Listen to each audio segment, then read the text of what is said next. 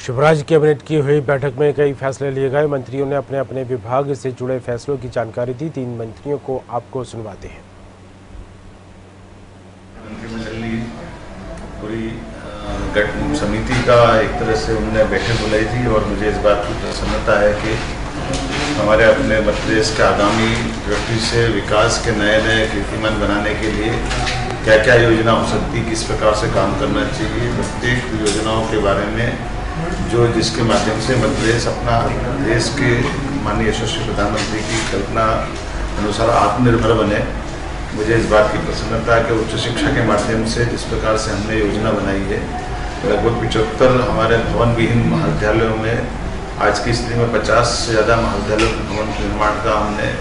काम प्रारंभ करने का निर्णय किया है। नए नए कोर्स हम प्रारंभ कर रहे हैं जिससे रोजगार मिलेगा। 52 ही जिलों में रोजगार उपलब्ध कराने के लिए एक प्राध्यापक को फ्री किया गया है वाहन दे करके, ताकि वो वहाँ अपना रोजगार दिला सके। इसी प्रकार से विश्वविद्यालयों को ये स्वायत्तता दे रहे हैं कि वो मेडिकल, चिकित्सा और रोजगार परक नए नए कोर्स खोले, जिसके माध्यम से हमारे उच्च शिक्षा के विद्यार्थियों का इसका लाभ मिले और कुल मिलाकर के देश के अंदर जो नई शिक्षा नीति है वो उस तरफ हम कदम बढ़ा सके। आज मध्य प्रदेश के माननीय मुख्यमंत्री जी के नेतृत्व में मध्य प्रदेश के कार्य योजना को लेकर के, सरकार की योजनाओं को लेकर के मंथन चल रहा है। इसमें स्कूल शिक्षा विभाग सीएम राइस योजना है, उस पर व्यापक चर्चा हुई है। आगामी वर्ष में हम उस योजना के माध्यम से अच्छे सर्व सुविधा युक्त स्कूल प्रारंभ करने जा रहे हैं। प्रथम वर्ष में हम 350 स्कूलों का चयन कर रहे हैं, जिसमें ट्राइबल और सामान्य वर्ग के और सभी क्षेत्र के विद्यालय सम्मिलित होने वाले हैं। उस योजना में हमने जिला स्तर पर, विकासखंड स्तर पर इस प्रकार का विभाजन किया है और कुछ क्षेत्रों को ऐसा भी चयन किया है, जैसे नगर निगम क्षेत्र है या फिर ट्राइबल एरिया है जहाँ पर कोई स्कूल नहीं है,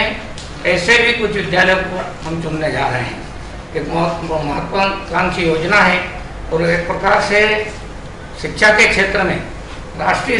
शिक्षा नीति के संदर्भ में एक आमूलचूल परिवर्तन करने की जो पहल हो रही है, उसी के संदर्भ में सीएम राइस योजना के तहत हम उन्नत किस्म के एक प्रकार के ये विद्यालय जो विश्व स्तरीय होंगे, सर्व सुविधायुक्त होंगे, सभी प्रकार के जो शिक्षा दे सकते हैं उस प्रकार की शिक्षाओं का प्रावधान उसमें किया जाएगा। आत्मनिर्भर मध्य प्रदेश वो इस बड़ा मंथन हुआ। मैं ये बात दिल और दिमाग दोनों से कहता हूँ कि ये हम आवारे हैं कि माननीय शिवराज सिंह जी की मुख्यमंत्री काल में उन गरीबों बेसहारों को एक सहारा बनने का काम मध्य प्रदेश की सरकार ने किया। ईश्वर ने प्राकृतिक आपदा कोरोना महाकाल में आई, कई बच्चों से उनके माँ बाप का साया हटा, पर सरकार ने यह फैसला किया कि हम उनका ऊपर सरकार शायद नहीं उनपे उनका पालन पोषण करेगी, उनका भरण पोषण करेगी। और उसके लिए तय हुआ है कि जो बच्चे हैं उनके लिए कार्य योजना बन रही है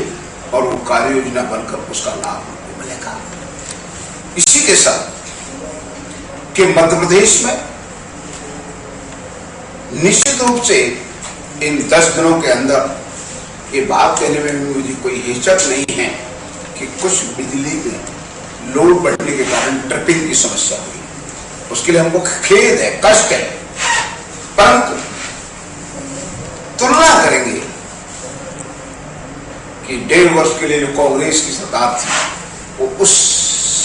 आज के काल में तो आप पाएंगे काफी। इसके साथ साथ आज हमारा जो इस मंथन शिविर में जो हमने मंथन किया कि प्रदेश का चौमुखी विकास कैसे और गरीबों को गरीबी की योजना का लाभ कैसे मिले, गरीबों को राशन जो मिल रहा है उसमें पात्रता पर्ची कैसे उनकी सही जो लोग हैं उनको जारी हो, उसमें कोई उनको परेशानी न हो, जो लोग शासकीय योजनाओं का लाभ